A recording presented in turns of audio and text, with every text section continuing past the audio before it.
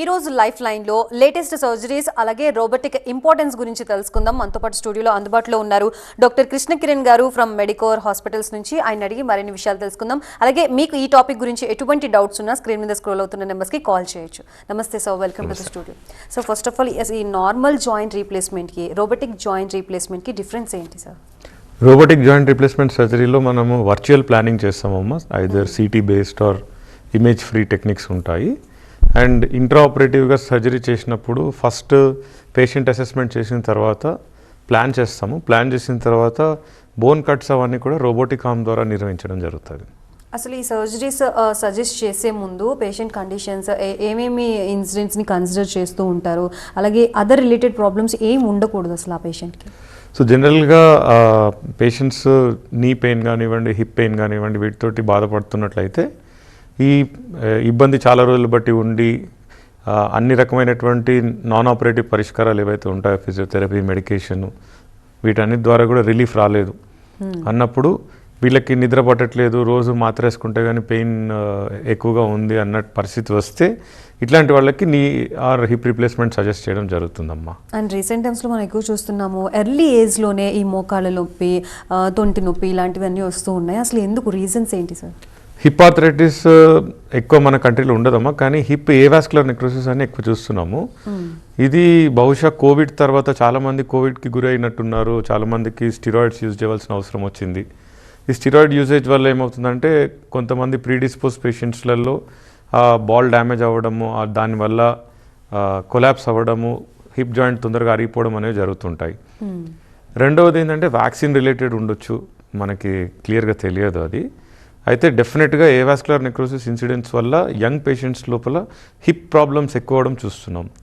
అలాగే నీ ప్రాబ్లమ్స్ కూడా కొంతమందికి ఇంజరీస్ కలగడము, లేకపోతే వెయిట్ ఎక్కువగా ఉండడము, ఈ పరిస్థితుల వల్ల ఏమవుతుందంటే మోకాళ్ళ మీద లోడ్ ఎక్కువ పడి అరిగిపోవడం అనేది కూడా చూస్తున్నాం. అండ్ ఎక్కువగా నిలుచుని చేసే పనులు ఉన్న వాళ్ళకి కూడా ఎక్కువగా వస్తుంది అని అంటున్నారు. ఇది ఎంతవరకు కరెక్ట్? నిజంగానే ఎఫెక్ట్ దీని మీద పడుతుందా? నిలబడి చేసే పనుల వల్ల జనరల్గా ఏం పడదమ్మా. రన్నింగ్ కానివ్వండి, మ్యారథాన్ రన్నర్స్, ఇవన్నిటికీ లిటరేచర్లో చూసినట్లయితే ఎక్కువ అరుగుదల ఉంటుందనే ఎవిడెన్స్ అయితే ఏం లేదు. అయితే వాళ్ళ కనుక సహజంగా పుట్టుకతోనే కాళ్ళు కొద్దిగా వంకరగా ఉన్నట్లయితే, ఇట్లాంటి పరిస్థితులలో ఎక్కువ లోడ్ చేయడం జరిగింది, ఎక్కువ మాన్యువల్ వర్క్ చేయడం జరిగింది, అయితే మేబీ వాళ్ళకి అరిగే ఛాన్సెస్ ఎక్కువ ఉండొచ్చు. ఇప్పటికీ రోబోటిక్ సర్జరీ అనగానే పేషెంట్స్ కొంచెం భయపడిపోతూ ఉంటారు.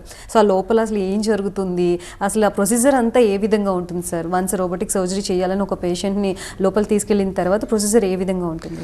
ఇప్పుడు ఇంతకుముందు మనం ఏరోప్లేన్ వెళ్ళినప్పుడు, ఏరోప్లేన్లో ప్యారిస్ కనుక ఐడెంటిఫై చేయాలి, ఢిల్లీ ఐడెంటిఫై చేయాలంటే కుతుబ్ మినార్ అనేది చూస్తే ఢిల్లీ, ఐఫిల్ టవర్ చూస్తే ప్యారిస్ అని ఐడెంటిఫై చేసేవాళ్ళు. దాన్ని పైలటేజ్ అంటాం. ఇప్పుడు మీరు ఏరోప్లేన్స్ అన్నీ కూడా వెదర్ బాగాలేకపోయినా, విజిబిలిటీ లేకపోయినా కూడా ఈజీగా ల్యాండ్ అవుతాయి, టేక్ ఆఫ్ అవుతాయి కదా. సో దాన్ని GPS సిస్టమ్ ద్వారా ఉంటుంది. సిమిలర్ సిస్టమ్ మనం రోబోటిక్స్లో యూజ్ చేస్తాం. సో ఈ రోబోటిక్ సిస్టంలో ఒక కెమెరా ఉంటుంది. ఆ కెమెరాకి మనం డేటా ఫీడ్ చేస్తాం, పేషెంట్ తాలూకా డేటా. అంటే వాళ్ళ మోకాలు కానివ్వండి, హిప్ కానివ్వండి, ప్రీ సర్జరీ కూడా ఉండొచ్చు, డ్యూరింగ్ సర్జరీ కూడా ఉండొచ్చు. ఆ డేటా ఫీడ్ చేసి అది వెరిఫై చేసిన తర్వాత సబ్-మిల్లీమీటర్ ప్రెసిషన్, ½ డిగ్రీ ప్రెసిషన్ లోపల బోన్ కట్స్ అవన్నీ ప్లాన్ చేయడము, కట్ చేయడం అవన్నీ రోబోటిక్ ఆర్మ్ హెల్ప్ చేస్తుంది మనకి. సో భయపడాల్సింది ఏం లేదు. ఏరోప్లేన్ని అందరు ఎక్కి దిగుతున్నారు కదా. సో ఏరోప్లేన్ క్రాష్ అవ్వడం అనేది జీరో కదా, ఆల్మోస్ట్ జీరో.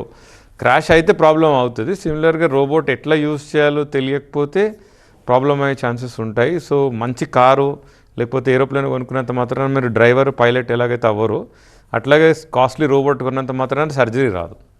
సర్జరీ బాగా వస్తే రోబోటిక్ ఆర్మ్ ఒక ఇంటెలిజెంట్ అసిస్టెంట్గా తోడ్పడుతుంది, సర్జరీ బాగా అయ్యేటందుకు మనకి హెల్ప్ చేస్తుంది. సో ఎంత పర్సెంటేజ్ ఆఫ్ ప్రాబిలిటీ ఉంటుంది సక్సెస్ అవ్వడానికి? అండ్ ఫెయిల్యూర్స్కి రీజన్స్ ఏంటి?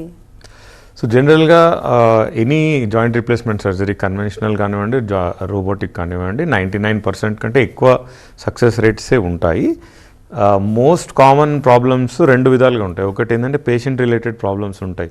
సపోజ్ డయాబెటీస్ ఉంది పేషెంట్కి, ఆర్ హార్ట్ ప్రాబ్లం ఉంది, ఆర్ సమ్ అదర్ ఇష్యూ ఉంది, స్కిన్ కండిషన్ బాగాలేదు. ఇట్లాంటి కండిషన్స్ మనం ఆప్టిమైజ్ చేయకుండా అన్కంట్రోల్ డయాబెటీస్లో లేకపోతే హార్ట్ డిసీజ్ కంట్రోల్లోకి రాకుండా చూసుకోకుండా సర్జరీ చేసినట్లయితే అది జరిగే పని చాలా తక్కువ. మీకు స్క్రీనింగ్ అంతా అన్ని ముందే స్క్రీనింగ్ జరుగుతుంది జరుగుతుంది కదా, exactly. So patient related factors almost eliminated. రెండవది ఏంటంటే టెక్నిక్ రిలేటెడ్ ప్రాబ్లమ్స్ ఉండొచ్చు. అంటే కొన్నిసార్లు సర్జన్ ఎర్రర్ ఉండొచ్చు, కొన్నిసార్లు ప్రాబ్లమే కష్టంగా ఉండొచ్చు. అంటే పేషెంట్ చాలా రోజుల దాకా వెయిట్ చేసి మొత్తం అంతా చేదారిపోయిన తర్వాత అది సిగ్నిఫికెంట్లీ కాంప్లెక్స్ ప్రాబ్లమ్ని డీల్ చేస్తున్న సిచ్యువేషన్లో కొంచెం ఫెయిల్యూర్ రేట్స్ హయ్యర్ ఉంటాయి. బట్ యావరేజ్గా మనం తీసుకున్నట్లయితే మోకాల అరుగుదల కానివ్వండి, తుంట అరుగుదల కానివ్వండి, ఆల్మోస్ట్ మెచ్యూర్ బ్యాలెన్స్డ్ టెక్నాలజీ. ఇప్పుడు సర్జికల్ టెక్నిక్ కానివ్వండి, టెక్నాలజీ కానివ్వండి, పేషెంట్ అసెస్మెంట్ కానివ్వండి, అన్నీ ఆల్మోస్ట్ ఒక లెవెల్కి వచ్చాయి. ఇన్ జనరల్ ఇఫ్ మనము పేషెంట్కి ఎక్కువ కాంప్లికేషన్ ఉంటుందని ప్రిడిక్ట్ చేసినట్లయితే సర్జరీనే డెఫర్ చేయడం జరుగుతుంది, కానీ తీసుకెళ్ళి సర్జరీ చేయం. ఎందుకంటే లైఫ్ స్టైల్ ఆపరేషన్ కదా, మంచిగా అవ్వడానికి, నడవడానికి, వాళ్ళ పనులు వాళ్ళు ఇంకా బాగా చేసుకోవడానికి చేసే ఆపరేషన్ కాబట్టి ఏ రకమైనటువంటి రిస్క్ కానీ తీసుకొని సర్జరీ చేయడం జరగదు.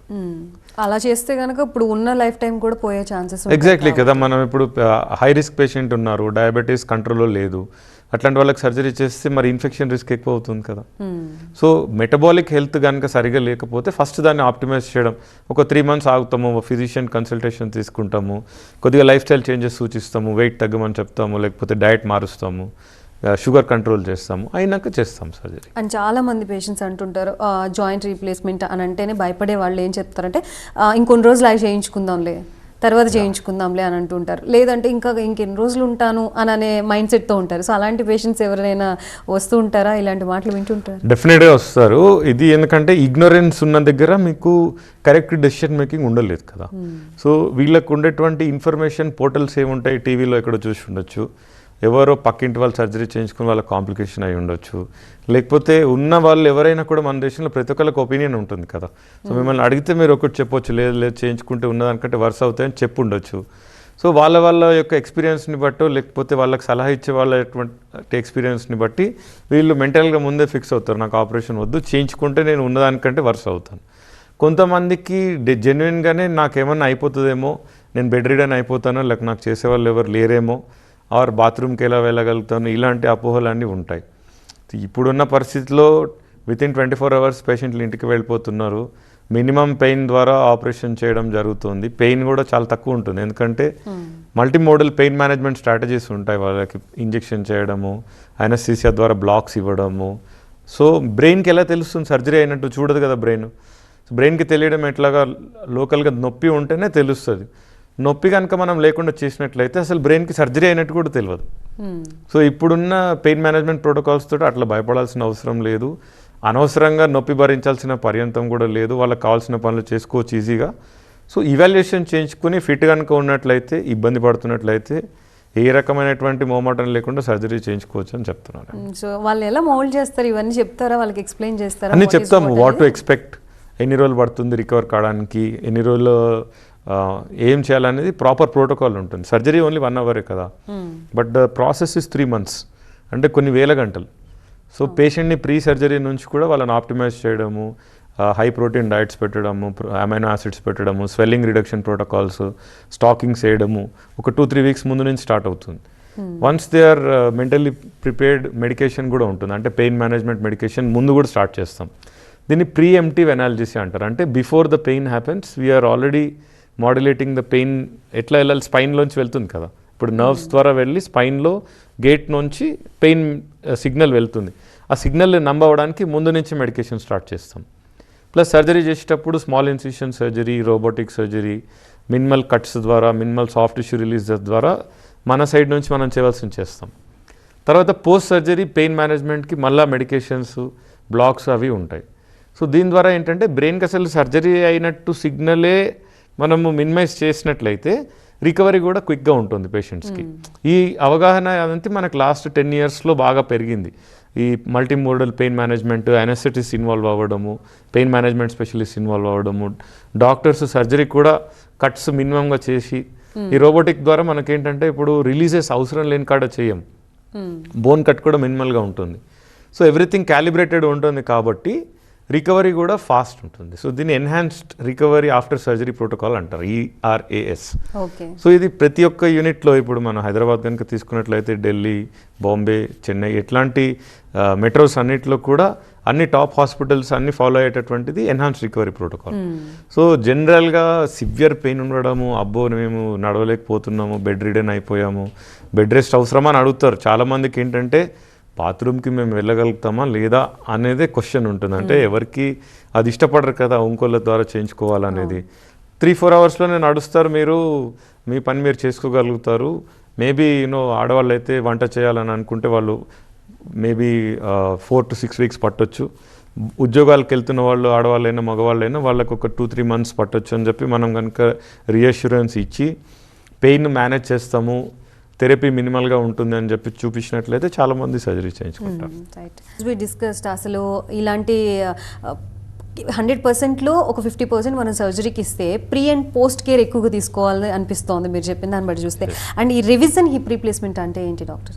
ఇప్పుడు కొంతమందికి సర్జరీ చేసిన తర్వాత కొంత ఎస్పెషల్లీ మనం 1990s ఎండింగ్లో 2000 ఎర్లీగా చేసిన కేసెస్ మెటీరియల్స్ అంత గ్రేట్గా ఉండేవి కావు. సో 15 years 20 years తర్వాత ఆ మెటీరియల్ అరిగిపోవడం వల్ల ఈ చేసిన జాయింట్ ఫెయిల్ అవ్వడం అనేది జరుగుతుంది. దాన్ని ఫెయిల్ అయినప్పుడు ఏసెప్టిక్ లూజనింగ్ అంటే ఇన్ఫెక్షన్ లేకుండా లూజ్ అవ్వడం అనేది కామన్ కాజ్ ఆఫ్ ఫెయిల్యూర్ అనమాట. ఈ హిప్స్ అరిగిపోయినప్పుడు ఏమైందంటే ఈ పాలిఎథిలీన్ అని లోపల ఉండే మెటీరియల్ ద్వారా బోన్ లాస్ అవ్వడము ఇవన్నీ జరుగుతాయి. సో దీన్ని మళ్ళా రీడూ చేయడం అనే దాన్ని రివిజన్ హిప్ రీప్లేస్మెంట్ అంటే. అండ్ ఇదివరకు నార్మల్గా చేసేవాళ్ళు, దాని తర్వాత ఎలా ఇవాల్వ్ అవుతూ వచ్చి ఇప్పుడు లేటెస్ట్ అడ్వాన్స్ టెక్నాలజీ ఏంటి అండ్ దీని ద్వారా పేషెంట్స్కి కలుగుతున్న బెనిఫిట్స్ ఏంటి అండ్ యాజ్ అలాంగ్ విత్ డాక్టర్స్కి కూడా ఎలాంటి ఫ్రీ టైం దొరుకుతుంది అండ్ కంపేర్ టు ప్రీవియస్కి ఇప్పుడు కంపేర్ చేస్తే? సో ఇంతకుముందు రివిజన్ సర్జరీ అంటే అమ్మ అసలు ఇది చేయొచ్చా చేయలేమా, పేషెంట్లకు కూడా చాలామందికి ఇప్పటికీ అపోహ ఉంటుంది. కొంతమంది యంగ్ పేషెంట్స్ ఉంటారు, సివియర్ ఆర్థరైటిస్ ఉంటుంది, ఇది డాక్టర్ గారు ఇది 15 సంవత్సరాలే పనిచేస్తుందంట కదా, మళ్ళీ నేను తర్వాత ఎలాగా అని అడుగుతారు. అయితే ఇప్పుడున్న ఇవల్యూషన్ ఇన్ బయోమెటీరియల్స్ కానివ్వండి, అంటే implants technology, fixation methods, understanding ఇవన్నీ ఇంప్రూవ్మెంట్స్ తోటి మనం రివిజన్ సర్జరీస్ కూడా అంటే రీడూ సర్జరీస్ కూడా ఆల్మోస్ట్ ఫస్ట్ సర్జరీ లాగానే చేయడానికి వీలు పడుతుంది. వీళ్ళకి కూడా మంచిగా అవ్వడము, మూమెంట్స్ రావడము, నడవగలగడము, నెక్స్ట్ 15-20 years అది బాగుండడం అనేది చాలా సహజంగా జరుగుతున్న విషయం. అందుకని ఈ రివిజన్ కేసెస్ ఎక్కువైనా కూడా వాళ్ళకు కూడా మంచి అవుట్కమ్స్ ఇచ్చే అవకాశం ఉంది.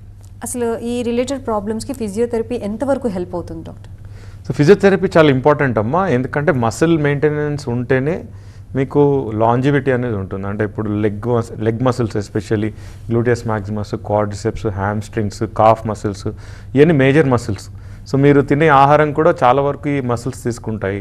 మీరు గమనించినట్లయితే 45 years తర్వాత సార్కోపీనియా అని చెప్పి ఎవ్రీ ఇయర్ ఇంత పర్సంటేజ్ ఆఫ్ మసిల్ పోతూ ఉంటుంది. అందుకని ఎల్డర్లీ ఏజ్ గ్రూప్లో వాళ్ళు కూర్చున్న పొజిషన్ నుంచి లేవలేకపోవడం, పైనుంచి ఏదైనా సామాన్ తీయలేకపోవడం, కింద కూర్చోలేకపోవడం, సరే ఇది ఏజ్ వల్ల వచ్చిందే కదా అని మనం అనుకుంటాం. కానీ మసిల్ కనుక మెయింటైన్ చేసినట్లయితే through activity for the muscle వాళ్ళకి ఏంటంటే ఈ యాక్టివిటీస్ స్క్వాటింగ్ కానివ్వండి, కింద కూర్చోవడము, పైనుంచి సామాన్లు తీయడం ఇవన్నీ కూడా ఈజీ అయిపోతాయి. ఈ మసిల్ లాస్ కూడా మనం చాలా వరకు ప్రివెంట్ చేయొచ్చు. సో మసిల్కి అటాచ్ అయిందంటే use it or lose it, use చేయకపోతే పోతుంది. మీరు మా వెయిట్ ట్రైనింగ్ చేయలేదు అనుకోండి for a long period of time, especially the big 5 అని అంటారు, అంటే horizontal push and pull, vertical push and pull and squat, ఈ 5 మూమెంట్స్ మనిషి అనేవాడికి ఇంపార్టెంట్. ఎందుకంటే వాళ్ళు ఏ పని చేయాలన్నా, నడవాలన్నా, కూర్చుని లేవాలన్నా, ఎవరైనా ఎత్తుకోవాలి, సామాన్లు తీయాలన్నా కూడా ఇది అవసరం. సో ఫిజియోథెరపీ అనేది మసిల్ ట్రైనింగ్, స్ట్రెంగ్థనింగ్ ఇవన్నిటికీ యూజ్ అవుతుంది. Although early after surgery physiotherapy కొన్నిసార్లు కౌంటర్ ప్రొడక్టివ్ ఉంటుంది. అంటే ఇప్పుడే దెబ్బ తగిలింది కదా, అంటే ఆపరేషన్ అయింది కదా, వీళ్ళకి వాపు, స్వెల్లింగ్ ఇది ఉంటుంది. ఈ స్టేజ్లో అగ్రెసివ్ ఫిజియోథెరపీ అవసరం ఉండదు. వీళ్ళకి ఫస్ట్ 2 weeks మన దగ్గర అయితే థెరపీ ఫ్రీగా ఉంటారు, అంటే వాళ్ళకి ఏ ఫిజియోథెరపీ ఉండదు. వాళ్ళకి ఏంటంటే వీడియో ఇస్తాం, ఇది చేయండి, యాంకిల్ ఎక్సర్సైజెస్, నీ ఎక్సర్సైజెస్, ఈ మూమెంట్ చేయండి, హై సిట్టింగ్ చేయండి అని చెప్తాం. 2 weeks తర్వాత మేము అబ్జర్వ్ చేస్తుంది ఏంటంటే without therapy lot of people recover అయిపోతున్నారు. తర్వాత నుంచి 2 నుంచి 2nd month వరకు వీళ్ళకి అవసరం పడుతుంది. ఇప్పుడు ఏంటంటే పెయిన్ తగ్గింది, ఈ స్వెల్లింగ్ తగ్గిపోయింది, ఇప్పుడు మసిల్ స్ట్రెంగ్థనింగ్ కానివ్వండి, role of physiotherapy comes in. So ఎప్పుడు ఇంట్రడ్యూస్ చేయాలి, ఎంత మోతాదులో ఇంట్రడ్యూస్ చేయాలి, ఎంత సివియరిటీ చేయాలి అనేది కూడా మనం టైలర్ చేసుకోవాలి. మీకు చెప్పినట్టు ఆ 3000 hours that is the surgery, it's not 1 hour. So అందరు ఏమనుకుంటారు, ఆ సర్జరీ చేసినాం అయిపోయింది అనుకుంటారు. Most of the work before surgery, after surgery జరుగుతుంది. సో దాన్ని మనం రికగ్నైజ్ చేసి ఆ విండోలో కనుక ప్రాపర్గా వర్క్ చేసినట్లయితే పేషెంట్స్ రికవరీ ఫాస్టర్ అవుతుంది, పెయిన్ ఫ్రీగా రికవర్ అవుతారు, మూమెంట్ ఫ్రీగా వస్తుంది, ఫంక్షన్ బాగుంటుంది. అండ్ చాలామంది ఈ మూమెంట్స్ విషయంలోనే వచ్చేటప్పటికి సరిగ్గా నడవలేకపోతున్నాము పోస్ట్ సర్జరీ అని అంటున్నారు. ఈ చేంజెస్ వస్తాయా నిజంగానే, లేకపోతే కొంతమందిలోనే ఇవి చూస్తూ ఉంటాము? కొంతమందిలోనే ఉంటాయి. ఇప్పుడు లాంగ్ స్టాండింగ్ ఆర్థరైటిస్ ఉంటుంది వీళ్ళకి, కుంటుత నడుస్తుంటారు, వెయిట్ ఎక్కువ ఉంటారు, సో సెంటర్ ఆఫ్ గ్రావిటీ కొద్దిగా బయటికి ఉంటుంది. ఇట్లాంటి వాళ్ళు సడన్గా మీరు సర్జరీ చేయగానే ఓవర్ నైట్ ఎలా బాగవుతారు? 15 years నుంచి కండిషనింగ్ లేదు, ఏ ఎక్సర్సైజ్ చేయలేదు, కింద కూర్చోలేదు, ఆపరేషన్ చేసిన నెక్స్ట్ మూమెంట్ మనకి ఎట్లా వస్తుంది? రాదు కదా. సో ఈ లాంగ్ స్టాండింగ్ ప్రాబ్లం ఉన్న వాళ్ళకి, మసిల్ మెయింటైన్ చేసుకుని వాళ్ళకి, ఫిజియోథెరపీ బిఫోర్ సర్జరీ అసలు ఏమాత్రం చేయని వాళ్ళకి, వీళ్ళకి రికవరీకి టైం పడుతుంది. ఎందుకంటే ఆ మసిల్ స్ట్రెంగ్త్ రావడానికి కానివ్వండి, స్టేర్ క్లైంబింగ్ చేయాలి, మనం కింద కూర్చోవాలి, ఇలాంటి పనులు చేయాలంటే 10 సంవత్సరాల నుంచి చేయకపోతే నార్మల్ పీపులే ఆ పని చేయలేరు. అది మీరు ఆర్థరైటిస్ పెట్టుకొని పెయిన్ వల్ల చేయట్లేదు, దీనివల్ల ఉన్నప్పుడు ఆ చేయవలసినటువంటి మసిల్ గ్రూప్స్ అన్నీ కూడా కొంచెం అంత బాగా పనిచేయవు. వీటిని మళ్ళీ రీట్రైన్ చేసుకుంటే 1 yearకో 6 monthsకో అవి రీట్రైన్ అవ్వడము, ఆ పనులన్నీ మళ్ళీ రెజ్యూమ్ చేయడం జరుగుతుంది. ఓవర్ నైట్ గైట్లో చేంజెస్ రావు, ఓవర్ నైట్ ఇంప్రూవ్మెంట్స్ రావు, పెయిన్ తగ్గిపోతుంది కానీ నడక అట్లాగే ఉంటుంది. బట్ భయపడాల్సిన అవసరం లేదు. 3 months నుంచి 6 months కనుక వీళ్ళు ప్రాపర్ రీహాబ్ అది చేసినట్లయితే అన్నీ వచ్చేస్తాయి. అండ్ పోస్ట్ సర్జరీ తర్వాత 5 రాంగ్ పోస్టర్స్ కానీ 5 రైట్ పోస్టర్స్ గురించి చెప్తారా? పాస్చర్స్ ఏం లేవమ్మా. అంటే ఇప్పుడు హిప్ రీప్లేస్మెంట్ తర్వాత చాలామందికి రిస్ట్రిక్షన్స్ చెప్తారు, కింద కూర్చోవద్దు, హాస్పిటల్ వేసుకొని కూర్చోవద్దు అది అని. ఇప్పుడు మనము డైరెక్ట్ యాంటీరియర్ అప్రోచ్ అని చెప్పి front of the hip joint నుంచి మసిల్స్ కట్ చేయకుండా సర్జరీ చేస్తాం. సో మా ప్రాక్టీస్లో అబౌట్ 90% పేషెంట్స్ కింద కూర్చుంటారు, హాస్పిటల్ వేసుకొని కూర్చుంటారు. సో వాళ్ళకి డూస్ అండ్ డోంట్స్ ఏమీ లేవు. నీ రీప్లేస్మెంట్ తర్వాత పర్సే కింద కూర్చోవడము, నమాజ్ చదవడము ఇవి కొద్దిగా డిఫికల్ట్ అవుతాయి. ఇవి ఎందుకు డిఫికల్ట్ అవుతాయంటే వాళ్ళు ఎన్నో సంవత్సరాల నుంచి చేయట్లేదు, నెంబర్ 1. నెంబర్ 2, నీ రీప్లేస్మెంట్ లోపల నార్మల్ నీలాగా ఉండదు, కొంచెం డిఫరెంట్గా ఉంటుంది. సో మూమెంట్ అబౌట్ 120-130 degrees వరకు వస్తుంది కానీ 150 degrees రాదు. అండ్ థర్డ్ థింగ్ ఏంటంటే ఇన్ కేస్ వచ్చినా కూడా ఈ డీప్ ఫ్లెక్షన్ చేసి కింద కూర్చున్నట్లయితే వీళ్ళకి ఏమవుతుంది లాంగ్ టర్మ్లో అనే దాని మీద ఏ స్టడీ లేదు. సో మమ్మల్ని అడిగితే ఆ సర్జన్స్ మేము రికమెండ్ చేయము, కింద కూర్చోవద్దు, హాస్పిటల్ వేసుకొని కూర్చోవద్దు, ఇండియన్ టాయిలెట్ యూజ్ చేయొద్దు ఫర్ నీ రీప్లేస్మెంట్ మాట చెప్తాం. Hip replacement large proportion of పేషెంట్స్కి ఏం రిస్ట్రిక్షన్స్ ఉండవు. ఒక 10-15% పేషెంట్స్ వాళ్ళకి కొంచెం హై రిస్క్ ఫర్ డిస్లొకేషన్ ఉన్నా, లేకపోతే వాళ్ళకి అదర్ ప్రాబ్లమ్స్, అదర్ జాయింట్స్ ఈ ప్రాబ్లమ్స్ ఉన్నా వీళ్ళకి కొద్దిగా కింద కూర్చోవడము, హాస్పిటల్ వేసుకొని కూర్చోవడం అవి చేయొద్దు అని మనకు చెప్తాం. సో ఈ రీప్లేస్మెంట్ సర్జరీ తర్వాత లైఫ్ టైం ఎంత గ్యారంటీ ఇవ్వగలుగుతాం మనం పేషెంట్స్కి? ఇప్పుడున్న బయోమెటీరియల్స్ కన్నా హిప్ జాయింట్ రీప్లేస్మెంట్కి అమెరికా నుంచి పబ్లిష్ అయ్యి వచ్చింది, ఇంగ్లాండ్ నుంచి కూడా పబ్లిష్ అయ్యి వచ్చింది. 30 సంవత్సరాలు 95% మందికి పనిచేయాలి సరిగ్గా సర్జరీ చేసినట్లయితే. మా ఓన్ పేషెంట్స్ 20-22 years ముందు చేసిన వాళ్ళు ఇంకా బాగున్నారు. సో ఇప్పుడున్న బయోమెటీరియల్స్ తోటి డెఫినెట్లీ 25-30 years హిప్ రీప్లేస్మెంట్ బాగుండాలి. అంతకుముందు ఫెయిల్ అయిందంటే సంథింగ్ ఈజ్ రాంగ్. బయోమెటీరియల్ కానివ్వండి, టెక్నిక్ కానివ్వండి, something must have happened. Knee replacement కూడా ఆల్మోస్ట్ 18-20 years ఒక నీ రీప్లేస్మెంట్ నడవాలి. మనం కనుక సర్జరీ సరిగా చేసినట్లయితే, గ్యాప్స్, సాఫ్ట్ టిష్యూస్ అవన్నీ కరెక్ట్గా బ్యాలెన్స్ చేసినట్లయితే at least 20 years life. Other than minimal blood loss, easy recovery ఇవన్నీ కాకుండా రోబోటిక్ వల్ల పేషెంట్స్కి ఉండే అదర్ బెనిఫిట్స్ ఏముంటాయి? అంటే యాక్చువల్లీ మీరు లిటరేచర్లో కనుక చూసినట్లయితే రోబోటిక్ సర్జరీకి, నార్మల్ సర్జరీకి after some time the benefits ఏమీ అంతగానో ఉండవు. Both will become same. Experience surgeon చేతిలో రోబోటిక్ సర్జరీ అయినా కన్వెన్షనల్ సర్జరీ అయినా ఆల్మోస్ట్ సిమిలర్గా ఉంటాయి. అయితే నేను గమనించిన మా 8 years ఎక్స్పీరియన్స్లో నేను గమనించింది ఏంటి అంటే, రోబోటిక్ సర్జరీలో మనం ఫస్ట్ అసెస్ చేస్తాం సిచ్యువేషన్, తర్వాత ప్లాన్ చేస్తాం ఏం చేయాలి వీళ్ళకని, తర్వాత కట్ చేస్తాం. సో ఇప్పుడు మీరు నీ రీప్లేస్మెంట్ అయినా హిప్ రీప్లేస్మెంట్ అయినా తీసుకున్నట్లయితే పర్సనలైజేషన్ వైపు వెళ్తుంది. అంటే ఇంతకుముందు ఒకటే టైప్ సర్జరీ అందరికీ చేసేవాళ్ళము, ఇప్పుడు అట్లా చేయట్లేదు. ఎవరి బోన్ ఎలా ఉంది, వాళ్ళ అనాటమీ ఎలా ఉంది, అందరినీ మీరు చూసినట్లయితే మోకాలు ఒక తీరు ఉండదు, హిప్ జాయింట్ ఒక తీరు ఉండదు. సో ఈచ్ పర్సన్కి మైనర్ వేరియేషన్స్ ఉంటాయి. ఆ మైనర్ వేరియేషన్స్ని గుర్తించడము, వాటిని రెస్పెక్ట్ చేయడము వాటిని రెప్లికేట్ చేయడం అనేది జరుగుతుంది. So personalisation of the surgery robotic ద్వారా బెటర్గా జరుగుతుంది. మాన్యువల్ సర్జరీ అంటారా, మాన్యువల్ సర్జరీలో ఫస్ట్ బోన్ కట్ చేస్తాం, తర్వాత దాన్ని మెజర్ చేసి దాని ఇంపాక్ట్ ఏముందని అసెస్ చేస్తాం, ఆ తర్వాత దాన్ని ఏం చేయాలని ప్లాన్ చేస్తాం. సో వర్క్ ఫ్లోలో చాలా డిఫరెన్స్ ఉంది. ఇందులో మనం ఏం కట్ చేయలేదు, ఫస్టే అసెస్ చేస్తున్నాం, అసెస్ చేసిన తర్వాత ప్లాన్ చేసి కట్ చేస్తాం వితౌట్ ఎర్రర్. అందులో కట్ చేసేసాము, కట్ చేసిన తర్వాత అసెస్ చేస్తాము, తర్వాత ప్లాన్ చేస్తాం. సో ఎక్స్పీరియన్స్డ్ సర్జన్స్ కాదు అని అంటే ఇందులో ఎర్రర్ అయ్యే ఛాన్సెస్ ఎక్కువ ఉంటాయి. మాన్యువల్ ఎక్స్పీరియన్స్ సర్జన్ అయిన వాళ్ళకి కొంచెం డిఫరెన్స్ తక్కువ ఉంటుంది. ఎక్స్పీరియన్స్ అయినా కూడా ఓవరాల్ అలైన్మెంట్ మనం ఎంత తీసుకొచ్చాం అనే దానికి మెజర్ ఉంటుంది. ఇందులో ఏం చేస్తున్నాం, 2 degrees-ఆ 3 degrees-ఆ. హ్యూమన్ ఐకి ఏంటంటే up to 5 degrees very difficult. మీరు ఒక లైన్ గీసి దీని యాంగిల్ ఏంటని మీరు చెప్పమంటే యాక్యురేట్గా మీరు చెప్పగలుగుతారు, చెప్పలేరు. సో ఈ యాక్యురసీ, ప్రిసిషన్ అనేది డెఫినెట్గా రోబోటిక్ సర్జరీ ద్వారా ఎక్కువగా ఉంటుంది. అయితే ఇంత ప్రిసిషన్ అవసరమా, ఈ ప్రిసిషన్ వల్ల క్లినికల్ అవుట్కమ్ బెటర్ ఉంటుందా అంటే అది ఎవరికి తెలియదు ఇప్పుడు. బట్ ఇప్పుడు మనం ఒక పర్టికులర్ గోల్ తోటి వెళ్తున్నాం అనుకోండి, ఆ పర్టికులర్ గోల్ అచీవ్ చేయడం 100% అనేది మన చేతిలో ఉంటుంది కదా. ఆ గోల్ అచీవ్ చేసిన తర్వాత ఫ్యూచర్ ఏమవుతుంది అనేది హ్యూమన్ బాడీ చాలా కాంప్లెక్స్గా ఉంటుంది కాబట్టి మనం చెప్పలేం. అచీవ్ చేయకపోయినా బాగుండొచ్చు, చేసినా బాగుండొచ్చు. రెండు సిచ్యువేషన్స్లో what would the surgeon prefer, 100% achievement అనేది ప్రిఫర్ చేస్తారు కదా. నీకు పర్వాలేదు ఒక 5 degrees అటు ఇటు ఉన్నా అంటే పేషెంట్ కూడా ఒప్పుకోరు కదా ఏం జరుగుతుందని. So you measuring all these things, cutting the every angle measure చేస్తాం, every angle 3 dimensions surgeon only. No, the CT scan చేసినప్పుడు సిటీలో మెజర్ అవుతాయి, ఆన్ టేబుల్ మళ్ళీ దాన్ని వెరిఫై చేస్తాము, ఆ యాంగిల్స్ని బట్టి వాళ్ళకి ఎలా ఉందో దాన్ని బట్టి సర్జరీ ప్లాన్. అండ్ చాలా మందికి ఉండే రోబోటిక్ సర్జరీ అనగానే అమ్మో మన పెయిన్ వాళ్ళకి తెలియదు కదా, మిషన్ వర్క్ చేస్తున్నప్పుడు పెయిన్ ఎలా తెలుస్తుంది, అదే డాక్టర్స్కి అయితే మేబీ పెయిన్ తెలుస్తుంది కాబట్టి సంహౌ వాళ్ళు కొంచెం సేపు అయినా ఆపగలుగుతారు మన పెయిన్ చూసి అని అంటారు. సో ఇది నిజంగానే ప్రాక్టికల్గా చేసేటప్పుడు ఉంటుందా అసలు? పేషెంట్స్ అందరూ అనెస్థీసియాలో ఉంటారమ్మా, అసలు వాళ్ళకి పెయినే తెలియదు. రెండోది ఏంటంటే మేజర్ అడ్వాంటేజ్ మేము నోటీస్ చేసింది ఏంటంటే మాన్యువల్ సర్జరీ చేసినప్పుడు మల్టిపుల్ ఏరియాస్లో రిట్రాక్టర్స్ పెట్టి లాగడం ముందుకు ఇవి ఉంటాయి. రోబోటిక్ కామ్లో ఏంటంటే హ్యాప్టిక్ బౌండరీస్ అని ఉంటాయి, అంటే దానికి ముందే తెలుసు బోన్ ఇక్కడే ఉందని. సో సాఫ్ట్ టిష్యూ వైపు వెళ్ళదు అది, సో అక్కడ ఆగిపోతుంది, it will not go further. So your need for retractors ఇవన్నీ కూడా తగ్గిపోతుంది. సో నా ఓన్ పర్సనల్ ఎక్స్పీరియన్స్లో 80% పేషెంట్స్ వితిన్ 24 hours ఇంటికి వెళ్ళిపోతున్నారు, ఫిజియోథెరపీ లేకుండా రికవర్ అవుతున్నారు, పెయిన్ తక్కువ ఉందని చెప్తున్నారు. So this is my own personal observation.